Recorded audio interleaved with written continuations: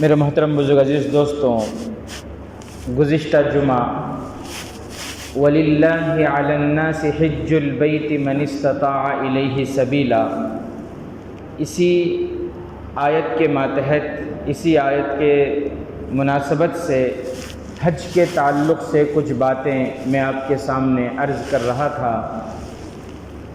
اس جمعہ بھی ارادہ ہے کہ اسی تعلق سے کچھ باتیں آپ کے سامنے عرض کروں۔ اس آیت کے اندر اللہ تبارک و تعالی فرماتے ہیں وَلِلَّهِ عَلَى النَّاسِ حِجُّ الْبَيْتِ مَنِ اسْتَطَاعَ إِلَيْهِ سَبِيلًا، جن کے پاس حج کرنے کی استطاعت ہے، جن کو حج کرنے کی طاقت ہے، ان کے اوپر فرض ہے کہ وہ زندگی میں ایک مرتبہ فرض حج ادا کریں۔ حج اسلام کے ارکان میں سے ایک اہم رکن ہے، تو جن کے اوپر حج فرض ہے ان کی کوشش یہ ہو کہ وہ جلد سے جلد حج ادا کریں۔ حج کو ادا کرنے میں تاخیر نہ کریں، حج کو ادا کرنے میں بلا وجہ لیٹ نہ کریں، بغیر کسی عذر کے اسے نہ ٹالیں، کیونکہ زندگی کا کوئی بھروسہ نہیں ہے، زندگی کا کوئی بھروسہ نہیں۔ آج ہے انسان، کل اس کی کوئی گارنٹی نہیں ہے، اس سال ہے، آئندہ سال بقرعید تک کوئی گارنٹی نہیں ہے۔ انسان کی زندگی کا کوئی بھروسہ نہیں، اس لیے اگر حج فرض ہے تو اسے جلد سے جلد ادا کرنے کی فکر کرنی چاہیے۔ اگر فرض حج ادا کیے بغیر، حج فرض تھا اور اس نے تاخیر کی، وہ لیٹ کرتا رہا، آئندہ سال آئندہ سال آئندہ سال لیٹ کرتا رہا، خدا نہ خواستہ اگر اس کا انتقال ہو جائے، انتقال تو یقینی ہے، مجھے بھی جانا ہے، آپ کو بھی جانا ہے، جتنے دنیا میں ہیں سب کو جانا ہے،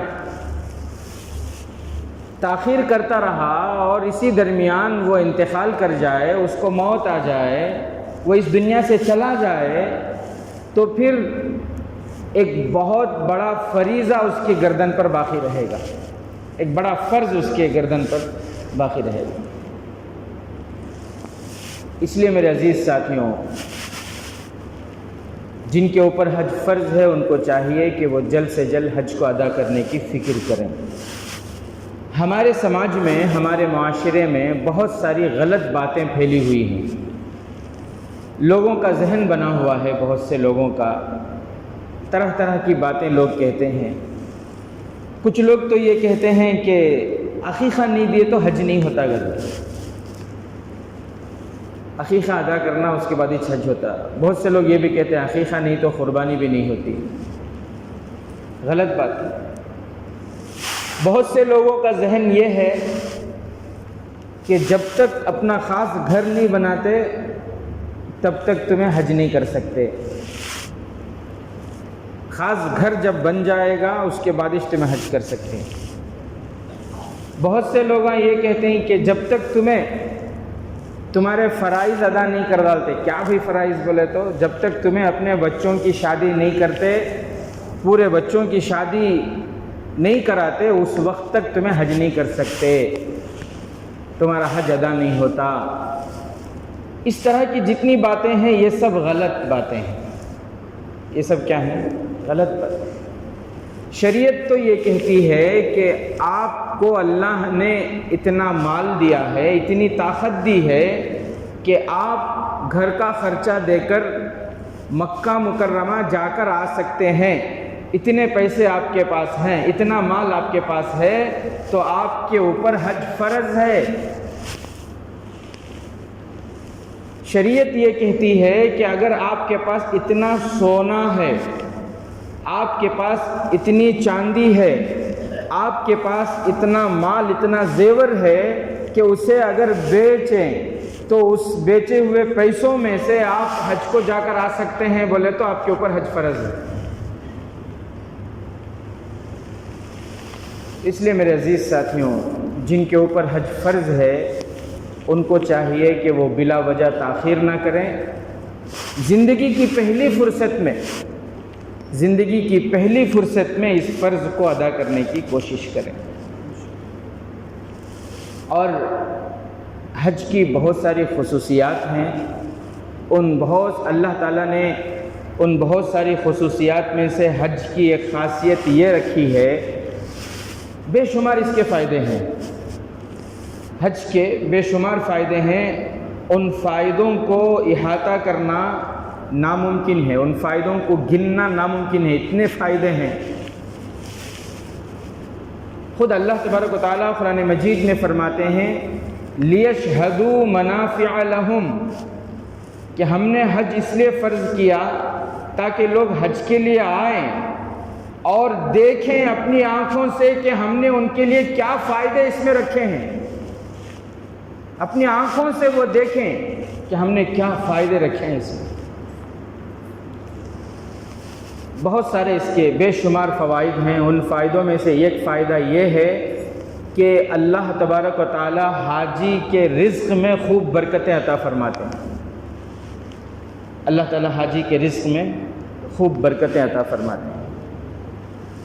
آپ کبھی یہ نہیں سنے ہوں گے کہ کوئی حج کرنے کو گیا، حج میں پیسے خرچ کیے، اس کے اوپر حج فرض تھا، فرض حج ادا کرنے کے واسطے پیسے خرچ کیا اور حج کو جا کر آنے کے بعد مفلس ہو گیا. ایسا آپ کبھی نہیں سنے ہوں گے. ہزاروں سال سے لوگ حج کو جا رہے ہیں. پوری دنیا میں ایک انسان بھی آپ کو ایسا نہیں ملے گا کہ حج ادا کرنے کی وجہ سے مفلس ہو گیا، جس کے بارے میں لوگ یہ کہیں کہ حج کو جا کر آنے کی وجہ سے غریب ہو گیا. پوری دنیا میں ایک انسان بھی آپ کو ایسا نہیں ملے گا. لیکن بے شمار لوگ ایسے ملیں گے آپ کو جن کا حج اللہ کے یہاں قبول ہوا اور حج کی برکت سے اللہ نے ان کے رزق میں برکت عطا فرمائی. بے شمار لوگ آپ کو ایسے ملیں گے کہ حج کی وجہ سے، حج کی ادائیگی کی وجہ سے، اس فریضے کی ادائیگی کی وجہ سے اللہ تبارک و تعالیٰ نے ان کی زندگی میں، حج سے پہلے ان کی زندگی میں خوشحالی نہیں تھی، اس فرض کو ادا کیے تو اللہ تعالیٰ نے حج کی برکت سے ان کی زندگی میں خوشحالیاں لے کر آئے. خوشحالیاں ہی خوشحالیاں آئیں ان کی زندگی میں. ایسے بے شمار لوگ آپ کو ملیں گے. تو بہرحال میرے عزیز ساتھیوں، حج کے بے شمار فائدے ہیں. درمیان میں ایک واقعہ یاد آیا، میں آپ کو وہ واقعہ بتاؤں. حضرت عبداللہ ابن مبارک رحمۃ اللہ علیہ اور بہرام مجوسی کا یہ واقعہ ہے. حضرت عبداللہ ابن مبارک رحمۃ اللہ علیہ بہت بڑے اللہ کے ولی تھے، بہت بڑے محدث تھے. محدث، حدیث کا لیکچر دینے والے، حدیث کا سبق پڑھانے والے. اتنے بڑے محدث تھے کہ اس زمانے میں ان کے کلاس میں 40 ہزار اسٹوڈنٹ بیٹھا کرتے تھے. عصر کے بعد ایک حدیث سنا کر چلے گئے، وہ حدیث آخری اسٹوڈنٹ تک پہنچتے پہنچتے مغرب ہو جاتی تھی. مائک کا زمانہ تو نہیں تھا. آج تو الحمدللہ 40,000 کی جگہ 20-40 آدمی ہوتے ہیں، آواز 40,000 تک پہنچ رہی ہے، لیکن سن کون رہا ہے؟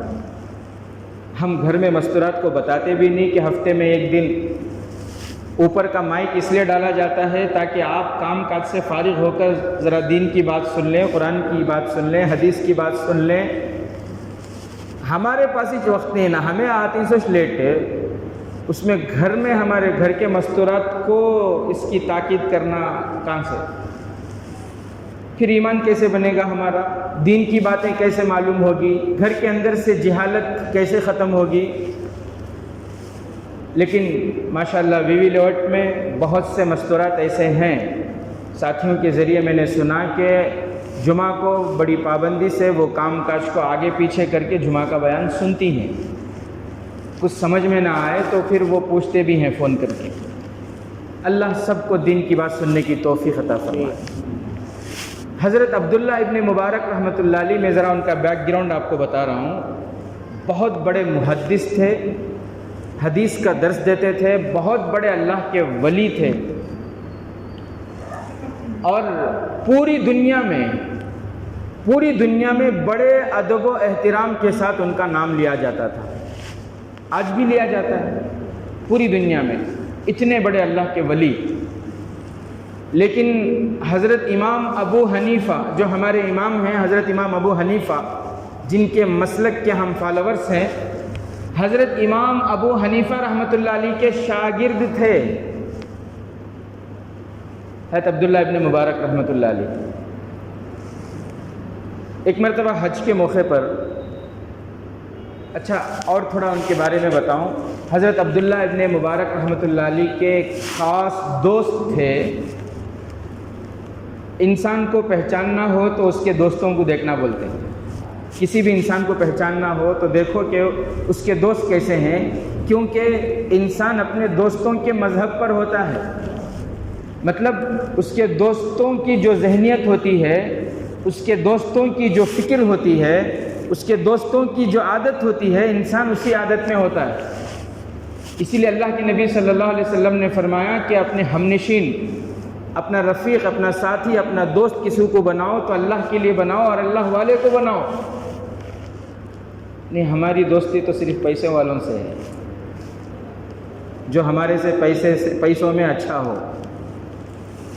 جو ہمارے سے زیادہ مقام رکھتا ہو محلے میں، جس کے تعلقات ہمارے سے زیادہ ایم ایل اے سے، منسٹروں سے اور پھر پولیس کمشنروں سے ہو، اسے ہم دوستی کرنے کی کوشش کرتے ہیں۔ کیوں؟ تاکہ آڑے وقت میں کام آئے۔ لیکن یہ سب دنیا کے ہیں اور یہ بے فائدے ہیں۔ کل قیامت کے دن اللہ نے قرآن میں فرمایا کہ ایسے لوگ پچھتائیں گے کہ ہم نے کیسوں کو دوست بنایا تھا۔ قرآن میں باقاعدہ اللہ تعالیٰ فرماتے ہیں کہ ایسے لوگ جو دنیاوی غرض کے لیے دوستی کرتے ہیں، دنیاوی فائدے کو سامنے رکھ کر دوستی کرتے ہیں، یہ سارے دوست آپس میں کل قیامت کے دن اپنی انگلیوں کو چبائیں گے اور کہیں گے کہ ہم نے کیسی خرابی دوستی کی، اپنی دوستی پر وہ پچھتائیں گے۔ بہرحال تو اللہ والوں کے جو دوست ہوتے ہیں وہ بھی اللہ والے ہی ہوتے ہیں۔ اللہ والے اگر کسی سے دوستی کرتے ہیں تو ان کی نیت بھی صاف ہوتی ہے، ان کی نیت یہ ہوتی ہے کہ یہ بھی اللہ والا بن جائے۔ تو حضرت عبداللہ ابن مبارک نام یاد رکھیں، ان کے ایک دوست تھے جن کو آپ سب جانتے ہیں، جن کا نام تھا فضیل بن عیاض۔ کیا نام تھا؟ فضیل بن عیاض کو کون نہیں جانتا؟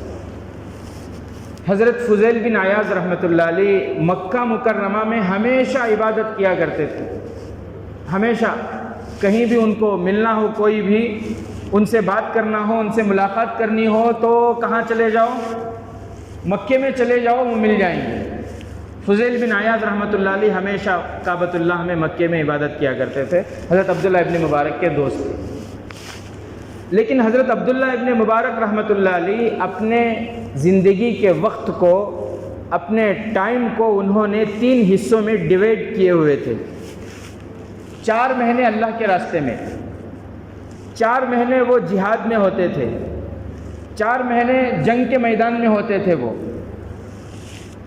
4 مہینے جنگ کے میدان میں، اور 4 مہینے علم کے لیے، اور 4 مہینے علم کے لیے یعنی سیکھنا سکھانا اس کے لیے، اور 4 مہینے کمانے کے لیے، بزنس کے لیے۔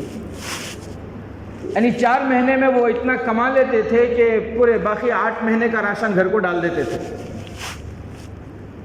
بھئی بزنس یہ خودداروں کا اور پھر مسلمانوں کی خاص پہچان رہی ہے۔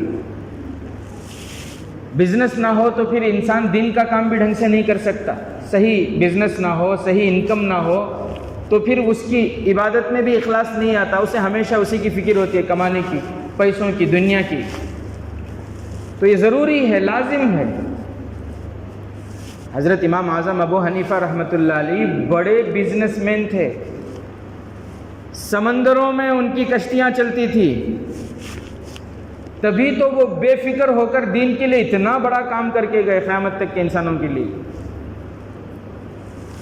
حضرت امام ابو حنیفہ رحمۃ اللہ علیہ کے قریب ترین شاگردوں میں حضرت امام ابو یوسف، حضرت امام ابو یوسف رحمۃ اللہ علیہ غریب گھرانے سے تھے. ان کے ابا کا انتقال ہو گیا. ان کے خاندان کے ان کے چاچا وغیرہ سب دھوبی کا کام کیا کرتے تھے. لوگوں کے کپڑے گھاٹ پہ لے جا کر دھوتے تھے اور گھر پہ پہنچاتے تھے. اسی سے ان کا گزر بسر ہوتا تھا. ان کے ابا کا انتقال ہو گیا تو ان کی والدہ نے, امام ابو یوسف کی والدہ نے بچے کو دھوبیوں کے ساتھ کام میں لگا دیے, کپڑے لے جانا اور گھر پہنچانا, اور اس سے بچہ جو کماتا اس سے گھر کا گزارا ہوتا. امام ابو یوسف چھوٹے تھے, بچے تھے. جب وہ گھاٹ سے گھر کو جاتے, درمیان میں حضرت امام اعظم ابو حنیفہ رحمۃ اللہ علیہ کے حدیث کا درس, حدیث سبق پڑھاتے تھے امام ابو حنیفہ رحمۃ اللہ علیہ. جاتے جاتے وہاں شریک ہو جاتے. ایک دن شریک ہوئے, 2 دن شریک ہوئے. ان کو حدیث کے درس میں, قرآن کے سیکھنے میں, حدیث کے سیکھنے میں ایسا شوق, وہ دھوبی کے گھاٹ کو جانا چھوڑ دیے, یہیں بیٹھ جاتے آ کر. ادھر والدہ پریشان ہو گئی. 1-2 دن میں والدہ پریشان ہو گئی کہ کھلائے گا کون؟ بچہ پڑھنے گیا مدرسے کو, کھلائے گا کون؟ ان کی والدہ آئی امام اعظم ابو حنیفہ رحمۃ اللہ علیہ کے پاس. ان کے آنے سے پہلے امام ابو حنیفہ رحمۃ اللہ علیہ جب دیکھے یہ بچہ آ رہا ہے, جب بچے سے بات چیت کیے تو حضرت امام اعظم ابو حنیفہ رحمۃ اللہ علیہ کو اندازہ ہو گیا کہ یہ بچہ کوئی معمولی بچہ نہیں ہے, یہ بہت باصلاحیت بچہ ہے, بہت ذہین بچہ ہے. یہ بچہ پڑھے گا تو آگے چل کر بہت کام کرے گا. حضرت امام اعظم ابو حنیفہ رحمۃ اللہ علیہ بھانپ لیے, سمجھ گئے. ان کی والدہ آئی, آ کر کہنے لگی کہ میرا بچہ مجھے واپس کرو. یہ کیا تم مدرسے میں پڑھنے میں لگا دیا اسے؟ یہ پڑھے گا تو گھر کا گزارا کیسے ہوگا؟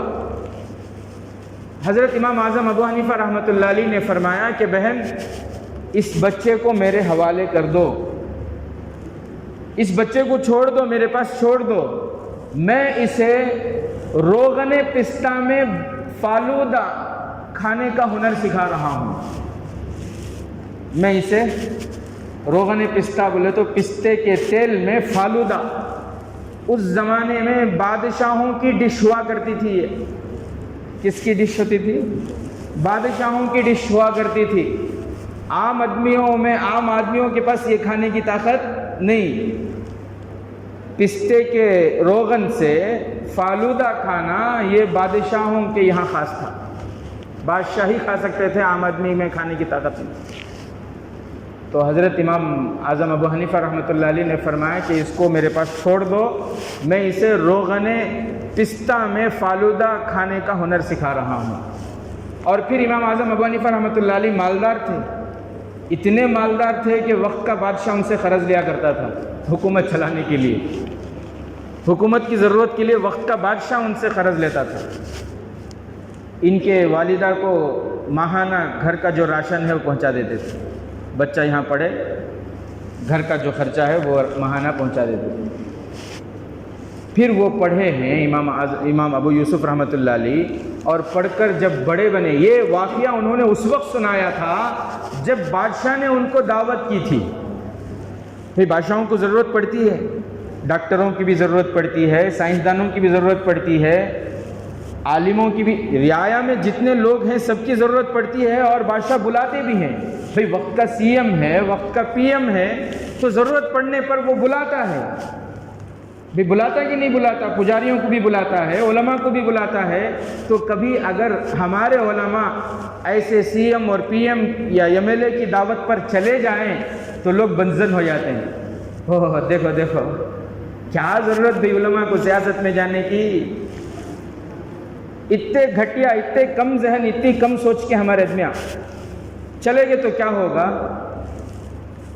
بھئی ضرورت پڑتی حکومت کے تحت, تو بلاتے ہیں تو اس میں چلے گئے تو کیا ہو گیا؟ ہماری سوچ گھٹیا, ہمارا علم محدود, جہالت اتنی کہ ویسے عالم سے ہمیں بدزن ہو جاتی, اور دنیا بھی برباد کر لیتی, آخرت بھی برباد کر لیتی. بہرحال میرے عزیز ساتھیوں, تو بادشاہ نے ان کو بلایا تھا, اور پھر بادشاہ نے ان کو دعوت کی تھی, اور بادشاہ نے حضرت امام ابو یوسف رحمۃ اللہ علیہ سے فرمایا کہ آج میں آپ کو ایسا کھانا کھلاؤں گا جو صرف بادشاہوں کی خوراک ہے, جو بادشاہوں کی ڈش ہے وہ میں آپ کو کھلاؤں گا. اور پھر اس نے پستہ کے تیل میں روغن پستہ سے فالودہ بنا کر حضرت کے سامنے پیش کیا، تب حضرت نے یہ واقعہ سنایا تھا۔ بہرحال حضرت امام ابو یوسف رحمۃ اللہ علیہ کو جو مرتبہ ملا، دنیا میں جو ترقی ملی، وہ علم کے وجہ سے ملی۔ وہ کس وجہ سے ملی؟ علم کے وجہ سے ملی۔ تو ہمیں بھی چاہیے کہ ہم بھی علم کے سیکھنے میں لگ جائیں، روزانہ سیکھیں، قرآن کی ایک ایک آیت سیکھیں، ایک ایک حدیث سیکھیں، ایک ایک مسئلہ سیکھیں۔ ہم اگر یہ سوچ رہے ہیں کہ کونسلر بن جاؤں گا تو محلے میں عزت ہو جائے گی، ایم ایل اے بن جاؤں گا تو پورے علاقے میں عزت ہو جائے گی، بیکار ہے یہ۔ عزت اللہ دلوں میں مقبولیت جو عطا فرماتے ہیں، لوگوں کی دلوں میں اللہ جو حقیقی محبت عطا فرماتے ہیں، وہ کس کی وجہ سے عطا فرماتے ہیں؟ علم کی وجہ سے، عمل کی وجہ سے، اخلاص کی وجہ سے، للہیت کی وجہ سے۔ بہرحال امام ابو یوسف رحمۃ اللہ علیہ کے شاگرد ہیں حضرت امام محمد رحمۃ اللہ علیہ، اور امام محمد رحمۃ اللہ علیہ کے شاگرد ہیں حضرت امام شافعی رحمۃ اللہ علیہ۔ امام شافعی کو شافعی کس نے بنایا؟ امام ابو حنیفہ نے۔ امام شافعی کے شافعی بننے میں حضرت امام ابو حنیفہ رحمۃ اللہ علیہ کا بڑا احسان ہے۔ کیوں؟ اس لیے کہ امام ابو حنیفہ رحمۃ اللہ علیہ نے امام محمد کو تیار کیا۔ امام محمد جو امام ابو یوسف کے شاگرد ہیں، وہ امام محمد امام اعظم ابو حنیفہ کے بھی شاگرد ہیں۔ تو امام ابو حنیفہ نے امام محمد کو تیار کیا، امام محمد نے امام شافعی کو تیار کیا۔ امام شافعی خود فرماتے ہیں کہ اگر امام محمد نہ ہوتے تو میں ایک عام آدمی ہوتا۔ امام شافعی خود فرماتے ہیں کہ میں نے امام محمد سے اتنی کتابیں پڑھی کہ ایک اونٹ اپنے پیٹھ پر جتنی بوجھ اٹھا سکتا ہے اتنی مقدار میں نے امام محمد سے کتابیں پڑھی ہیں میں نے۔ تو بہرحال میرے عزیز ساتھیوں، میں یہ کہہ رہا تھا، حضرت عبداللہ ابن مبارک رحمۃ اللہ علیہ حضرت امام ابو حنیفہ کے شاگرد ہیں اور بہت بڑے اللہ کے ولی ہیں۔ ہر سال نفل حج کیا کرتے تھے۔ فرض حج تو ایک ہی مرتبہ ہے نا، تو دوسری مرتبہ انسان جائے گا تو کون سا حج ہوگا؟ وہ نفل حج ہوگا۔ لیکن نفل حج کے لیے جھوٹ بول کر جانا جائز نہیں ہے۔ خرے میں یہ ڈالنا کہ میں حج کر کو نہیں، اس سے پہلے یہ میرا پہلا حج بول کو خورا ڈال کو جانا، ایک نفل ادا کرنے کے واسطے جھوٹ بولنا، اس سے بچنا فرض تھا نا، تو وہ حج کبھی قبول نہیں ہوگا۔ جانا منع نہیں ہے، لیکن نفل ہے تو اس طریقے سے جھوٹ بول کر جانا، جھوٹ بول کر خرے میں نام ڈالنا، یہ جائز نہیں ہے۔ حج کمیٹی والوں کو دھوکہ دے سکتے ہیں، لیکن اللہ کو تو دھوکہ نہیں دے سکتے نا۔ بہرحال وہ حج کے لیے تشریف لے گئے تھے عبداللہ ابن مبارک رحمۃ اللہ علیہ، اور حج سے فارغ ہو کر مکہ مکرمہ میں کعبۃ اللہ کے پاس وہیں پر وہ لیٹ گئے۔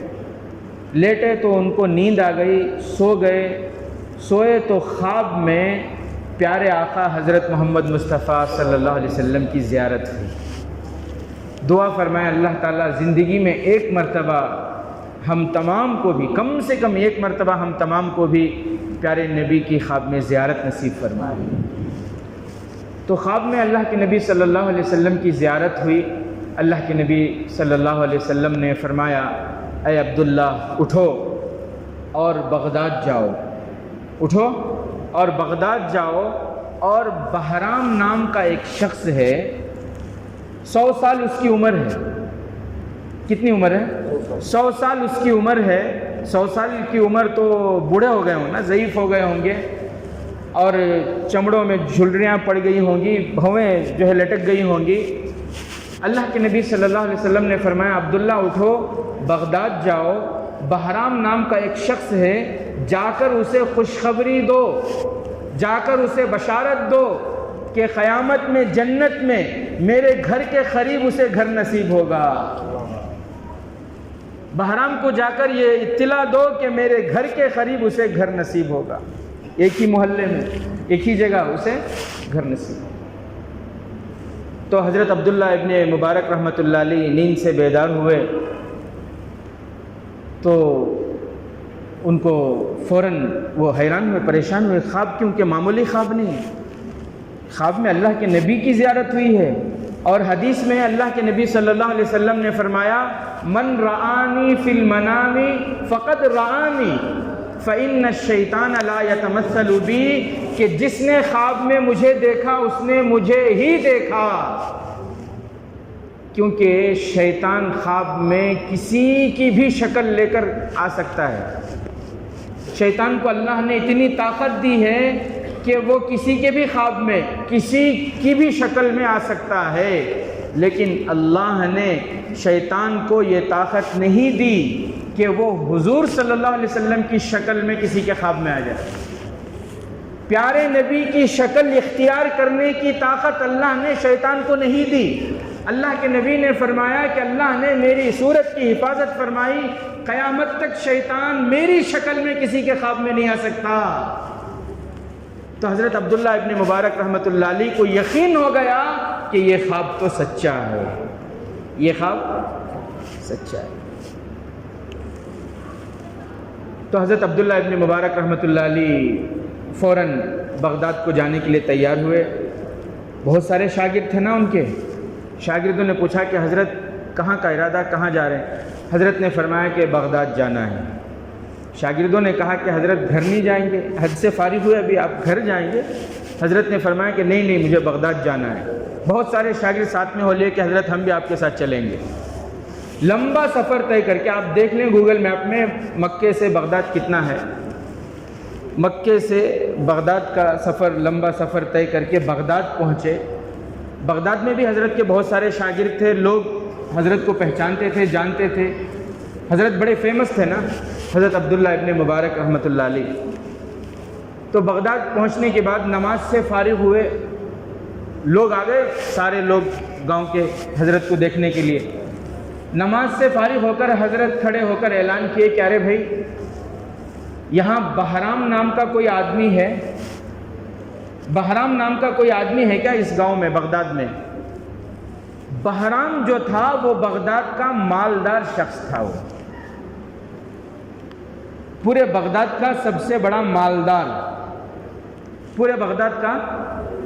ہم نا غریباں کون ہی پوچھو معلوم نہیں، منڈیا میں مالدار کون ہی پوچھے تو، ہمارے محلے میں کون ہی پوچھے تو بولتی پورا بایو ڈیٹا بولتی، انہوں اتنا کما رہی، انہوں اتنا کما رہی، ان کے پاس اتنا بینک بیلنس ہے، ان کے پاس اتنا بینک بیلنس۔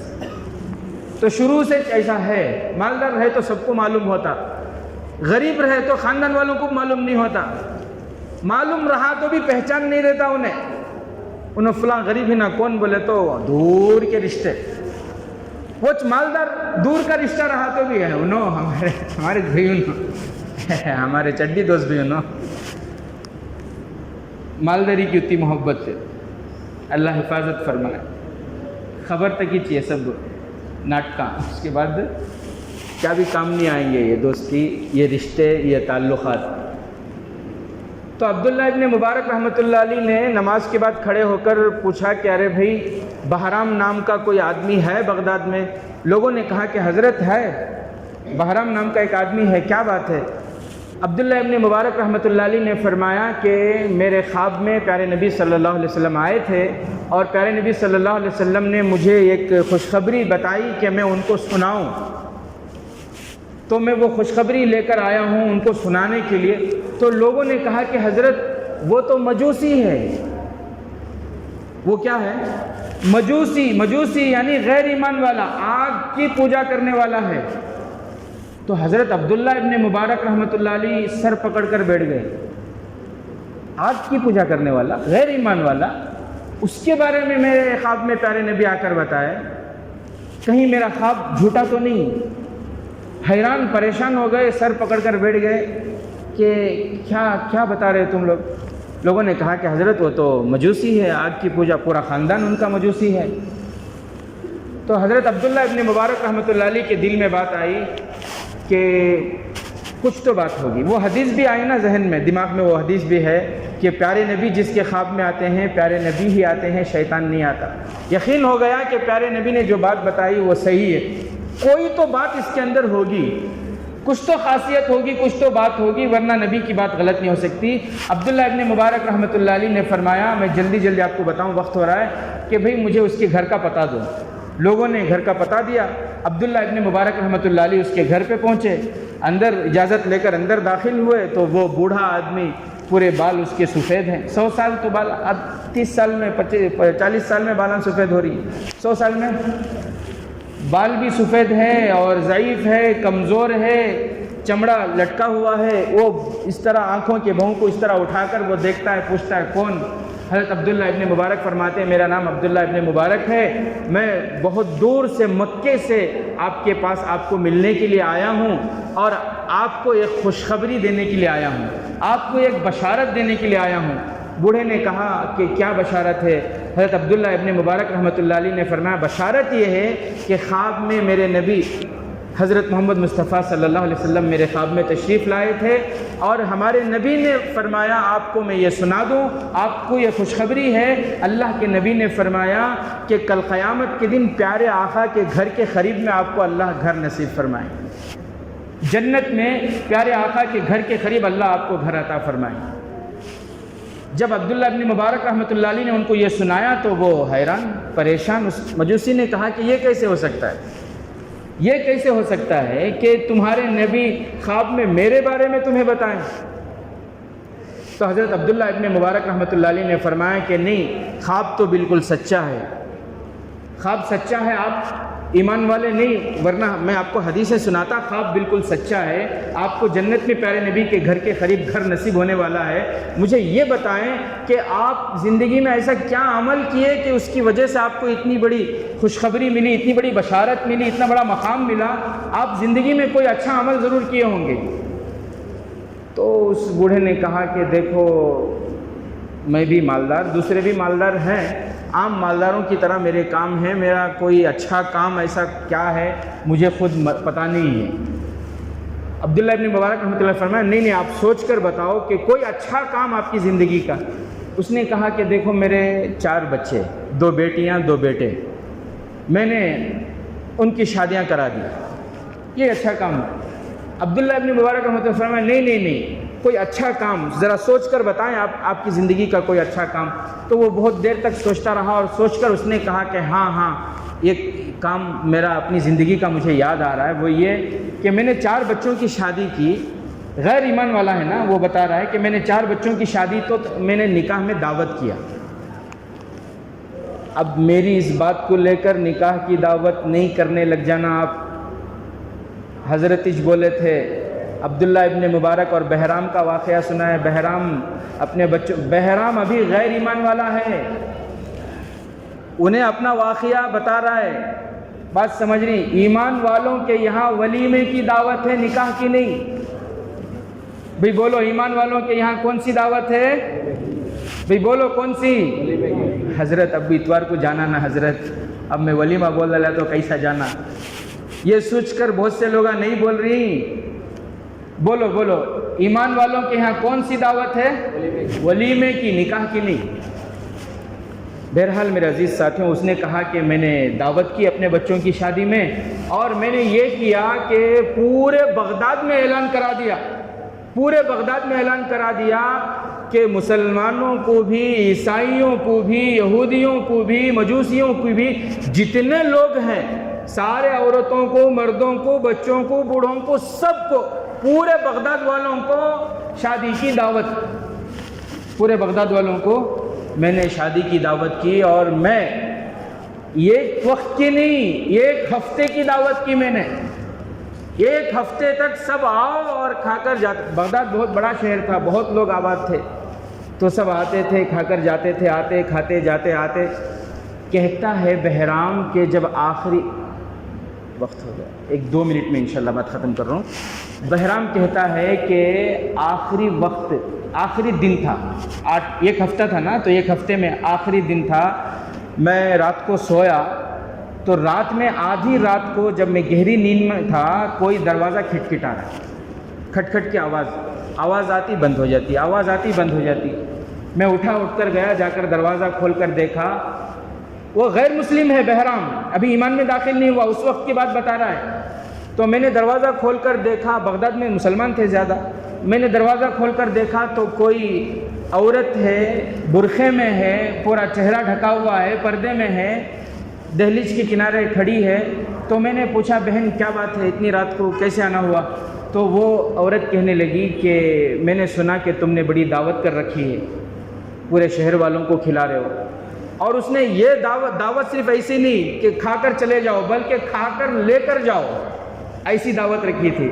جو جتنا لے جا سکتا ہے لے جانے کی بھی اجازت، کھانے کی بھی اجازت، لے جانے کی بھی اجازت۔ تو میں نے سنا کہ آپ نے بڑی دعوت کر رکھی ہے، میرے گھر میں بچے ہیں، 3 دن سے بھوکے ہیں، اس لیے میں آئی تاکہ کچھ کھانا لے کر جاؤں۔ تو بہرام نے کہا 1 ہفتے سے دعوت چل رہی ہے، دن میں دعوت چل رہی ہے، آپ دن میں آئے نہیں، دن میں آ جاتے آپ کے کھانے کا انتظام ہو جاتا، بندوبست ہو جاتا، اتنی رات میں آنے کی کیا ضرورت؟ وہ عورت کہنے لگی کہ میں مسلمان ہوں، باعزت گھرانے سے ہوں، دن میں لوگ آتے ہیں لیکن لوگوں کے ساتھ مطلب دعوت میں شریک ہونے اور پھر شریک ہو کر وہاں سے آپ سے کچھ کھانا مانگ کر لے جاؤں، اس سے مجھے غیرت آتی ہے، شرم آتی ہے، اس لیے میں نہیں آئی۔ وہ آج بھی میں نہیں آتی تھی، آج بھی میرے بچے بہت بھوکے ہیں، بھوک کی وجہ سے بلبلا رہے ہیں، بھوک کی وجہ سے رو رہے ہیں، تو مجبور ہو کر میں آئی، دینا ہے کچھ دے دو نہیں تو میں چلے جاتی ہوں۔ بہرام نے کہا بہن نہیں ناراض مت ہو، میں تو ایسے ہی کہہ رہا تھا، اگر دن میں آتے تو اچھا ہوتا، ٹھیک ہے رکو میں ابھی گھر میں جو بھی ہے لے کر آتا ہوں۔ بہرام کہتا ہے کہ میں گھر کے اندر گیا اور کھجور، بادام، کھانے کی جو بھی چیزیں تھیں، مالدار تھا، جو بھی چیزیں تھیں، جتنا میں اٹھا سکتا تھا اتنی چیزیں میں لے کر آیا، دہلیز کے قریب لا کر جمع کیا، ایک تھیلے میں نے بھرا، اور بھر کر میں نے اس عورت سے کہا کہ بہن یہ تھیلا اٹھا کر میرے سر پہ رکھ، یہ تھیلا اٹھا کر میرے سر پہ رکھ۔ میرے محلے میں ایک غریب گھر ایسا ہے کہ 3 دن سے ان کے گھر میں کھانا نہیں ہے، کتنا بڑا گناہ میرے سر پر ہے، کتنا بڑا بوجھ میرے سر پر ہے، یہ بوجھ میں اپنے سر سے کیسے اتاروں گا، یہ بوجھ میرے سر پہ رکھ، میں خود تیرے گھر آؤں گا۔ اور پھر وہ تھیلا بہرام نے اپنے سر پہ اٹھایا اور پھر اس عورت کے گھر کو گیا، گھر کو جا کر جب اس نے وہاں وہ چیز رکھی، بچے بھوک سے بلک رہے تھے، بچوں نے جب وہ کھانے پینے کی چیزیں دیکھی، بچے تھے، ایمان والے تھے، ماں کی تربیت تھی، بچوں نے کھانے پینے کی چیزیں دیکھی، خوش ہو کر بچوں نے ہاتھ اٹھا کر دعا کی کہ اللہ جس نے ہمارے گھر میں یہ کھانا پہنچایا ہے، کل قیامت کے دن جنت میں ہمارے نبی کے گھر کے قریب اسے گھر نصیب فرما۔